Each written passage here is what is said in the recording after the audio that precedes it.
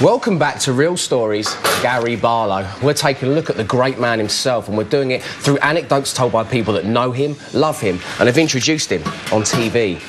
Hanging around in the cafe as always, with their expert opinions and Hollywood smiles, from the Sun newspaper, Gordon Smart, and from More magazine, Abby Pethalis. Buongiorno. Right, so far we've seen Gary Barlow's fondness for the coconut boost, we've seen keyboards, we've seen Gary's first TV appearance, and we've had school teachers reminiscing about the early days. On the way, girls, fame, and lots of number ones. But let's kick off with a project that is 100% Gary Barlow, except it's not his song, it's not his voice, and it's not even, well, his name. Barry Woolley is one of Gary's former managers. He remembers the teen's talent. On the night there was a gang of us went to watch him at a club in Ashton.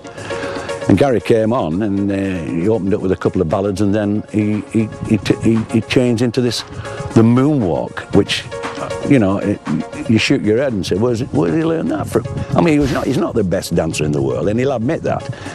But he was brilliant, and he brought the place down with it. Barry gives Gary, well, that rhymes, his first pop at pop, packing Gary off to Nottingham on a mission to front a new pop venture, which, for some reason, requires a name change. Gary changed his name to Curtis Rush. It was a deal from a company or an organisation in Nottingham. I think they had the name already sorted out for him, and so Gary just went along with it. So he went as Gary Barlow and came back as Curtis Rush. Love is in the air, everywhere I look around. One of the dancers for that video was a girl called Dawn. Curtis, I mean Gary, would meet her again years later on a Take That tour. She's now Mrs. Rush. I mean Barlow. She's his wife anyway. And if you're thinking, that doesn't sound like Gary or Curtis, it isn't. I think his name was Joe King, the production manager of the studio, and he came to me afterwards and he said he's a really good singer, you know, but he's too good for this song. If you've got Gary Barlow, then throwing out his writing and singing and keeping his dancing probably isn't the best move. The video was never released. Nice moves though, Curtis. Or Gary.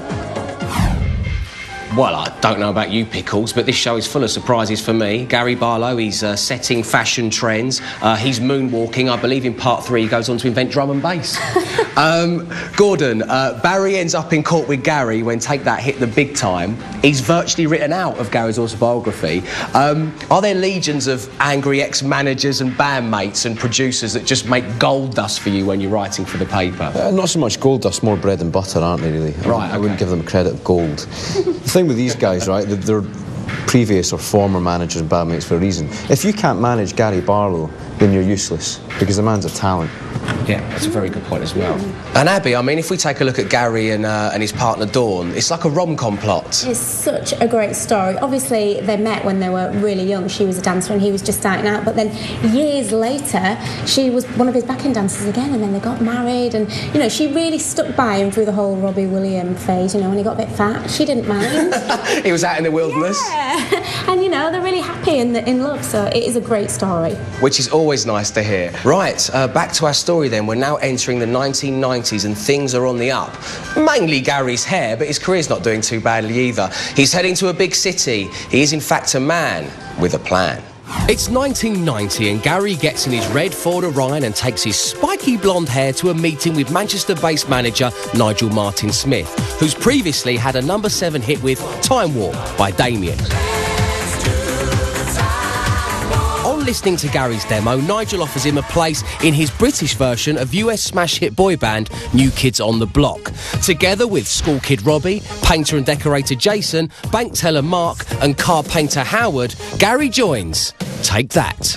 Their image was hysterical because they were in this sort of what I call sort of leather joy boy, very sort of homoerotic image of it. It's like lots of leather and bare chests and bondage gear and leather chapped trousers. And they were doing a lot of the gay clubs, the gay scene, to try and sort of start a bit of a movement. And they were getting an underground movement of sort of a great gay following. It's a theme that carries on into their first video, the jelly-heavy Do What You Like, which Nigel hoped would be banned for some extra publicity, presumably on the basis of cruelty to jelly.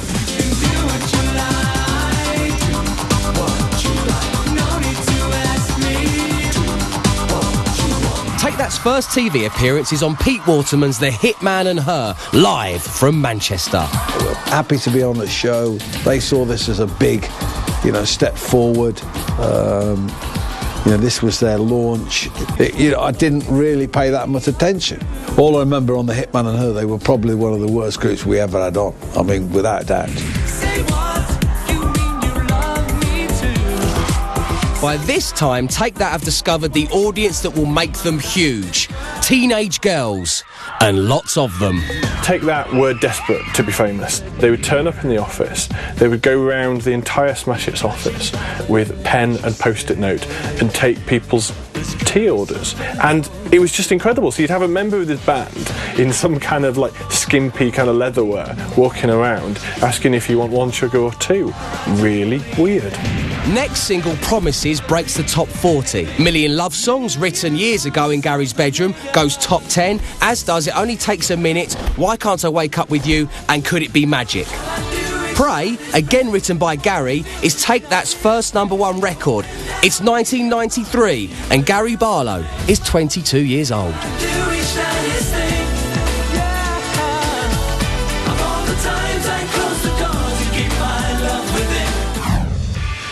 They just don't make music videos like that anymore, like they did in the 90s. It's all high concepts and CGI nowadays. Just take the band, put them in a room, get their bums out, and chuck a load of jelly in there.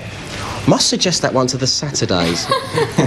Abby, so just a minute ago, Gary's playing upright piano in a shirt and bow tie, and now he's writhing around in jelly. Yes. My question to you, why? Well, I think it just shows how much he must have wanted it, and also how controlled pop bands are as well. At some point somebody's saying, Gary, get on the floor, I'm going to throw some jelly on you. And he's like, yeah, that's fine. What I don't get though is I just accepted it as a child when I was watching that. I was like, this is a good video. It's so true. If it happened now and that was JLS, it's like, what's going on? Yeah, I mean, maybe JLS, you could take that on board. Gordon, you must have lots of pop groups and artists wanting to come into your newspaper and make tea for you and hang out. Can you be bought, is my question to you. The short answer, yes. Good for you. I remember back to the Take That days, Piers Morgan was doing my job, and there's a famous picture of Take That holding Piers Morgan in their arms like that. Oh, what, like leg? Howard's got the legs? Yeah, like the old wedding picture. But this year alone I've had JLS and N-Dubs.